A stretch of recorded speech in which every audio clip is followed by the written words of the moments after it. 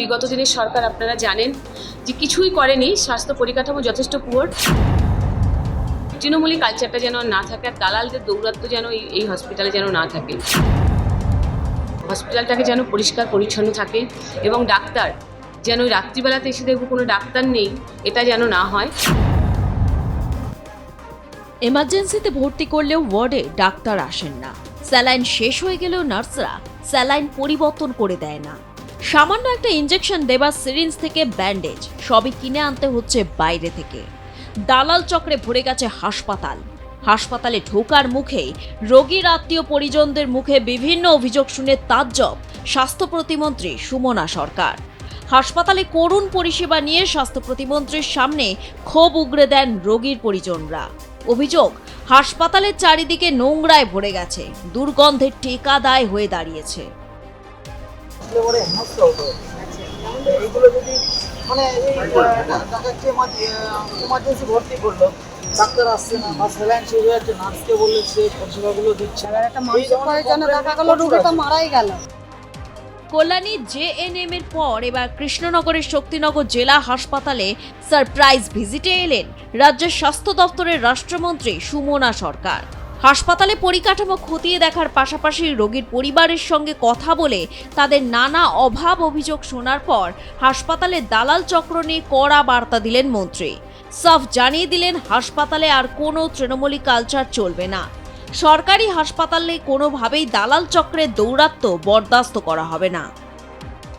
আপনার পুজো পৌঁছে যাক বিশ্বের দরবারে। প্রতি বছরের মতো এবারও আর+ নিউজ নিয়ে এলো শারদাঞ্জলির সেরা সম্মান 2026। অংশ নিতে সকাল 10টা থেকে সন্ধে 6টার মধ্যে সরাসরি যোগাযোগ করুন আমাদের অফিসে অথবা কল করুন 9836323248 এই নম্বরে। শারদাঞ্জলি শুধুমাত্র আর+ নিউজে। আমরা এসছি, আমাদের সম্মানীয় বিধায়ক তারকদা আমাকে ইনভাইট করেছিল একটা ব্লাড ডোনেশন ক্যাম্প কৃষ্ণনগর উত্তরে হচ্ছে। তো সেখানে এসছি, এসে দেখলাম আমার নদিয়া জেলার বিধায়করা সবাই রয়েছে, আকাশীপাড়া থেকে শুরু করে দেওয়াট্ট, আমার কৃষ্ণনগর দক্ষিণ জেলার সভাপতিও রয়েছে, তারকদা সবাইকে নিয়ে বেরিয়েছি। হঠাৎ করে মনে হলো যে সারপ্রাইজ ভিজিটে যাব। সারপ্রাইজ ভিজিটে এসছি, এসে দেখলাম বিগত দিনের সরকার আপনারা জানেন যে কিছুই করেনি, স্বাস্থ্য পরিকাঠামো যথেষ্ট পুয়ার। ঢুকে কিছু অবজেকশন মানুষের কাছ থেকে পেলাম, মানুষ বললো, তাদের অভিযোগগুলো শুনলাম। শোনার পরে সুপারকে বললাম সেগুলোকে বদলে দেওয়া হয়, তৃণমূলী কালচারটা যেন না থাকে, আর দালালদের দৌরাত্ম্য যেন এই হসপিটালে যেন না থাকে। যে দালাল ঢুকবে তাকে অ্যারেস্ট করান, এটা বলা হয়েছে।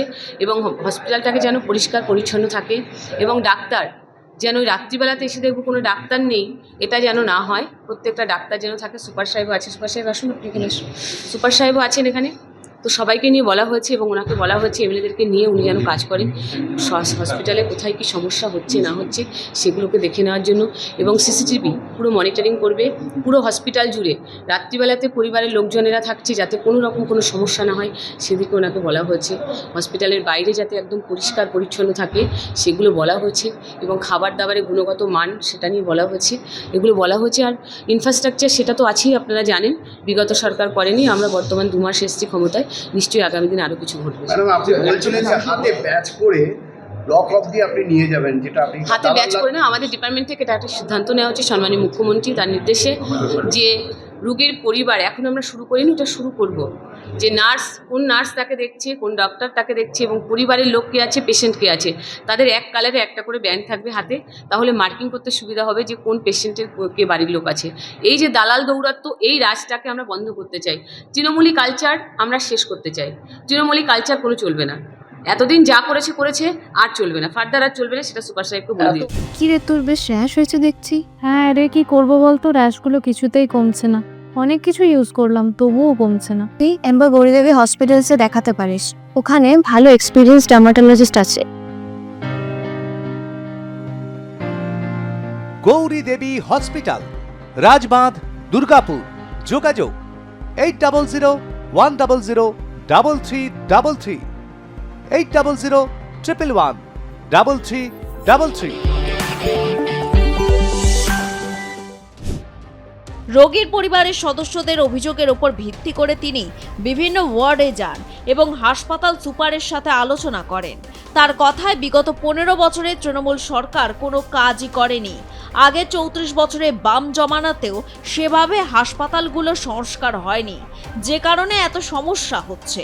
মাত্র 2 মাস হলো ক্ষমতায় এসেছে বিজেপি। সরকারের তরফে চেষ্টা করা হচ্ছে যাতে হাসপাতালগুলো আবার সঠিকভাবে কাজকর্ম করতে পারে। সরকারি পদক্ষেপে রাজ্যের স্বাস্থ্য ব্যবস্থার হাল কতটা উন্নত হয় সেই দিকে তাকিয়ে ওয়াকিবহাল মহল। কৃষ্ণনগর থেকে বিশ্বজিৎ দেবনাথের রিপোর্ট, আর+ নিউজ।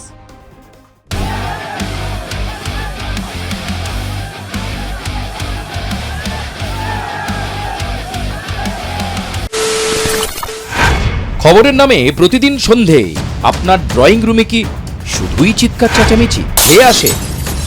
বিতর্কের নামে চলে গালাগালি আর কাদা ছোড়াছুড়ি। এবার সময় পরিবর্তনের, কারণ আমরা কান ফাটানো চিৎকারে বিশ্বাস করি না।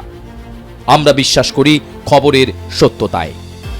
আমরা কোনো পক্ষের হয়ে গলা ফাটাই না, আমরা সাধারণ মানুষের হয়ে প্রশ্ন তুলি।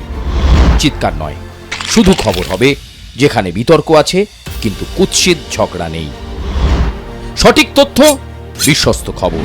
নজর রাখুন আর+ নিউজে।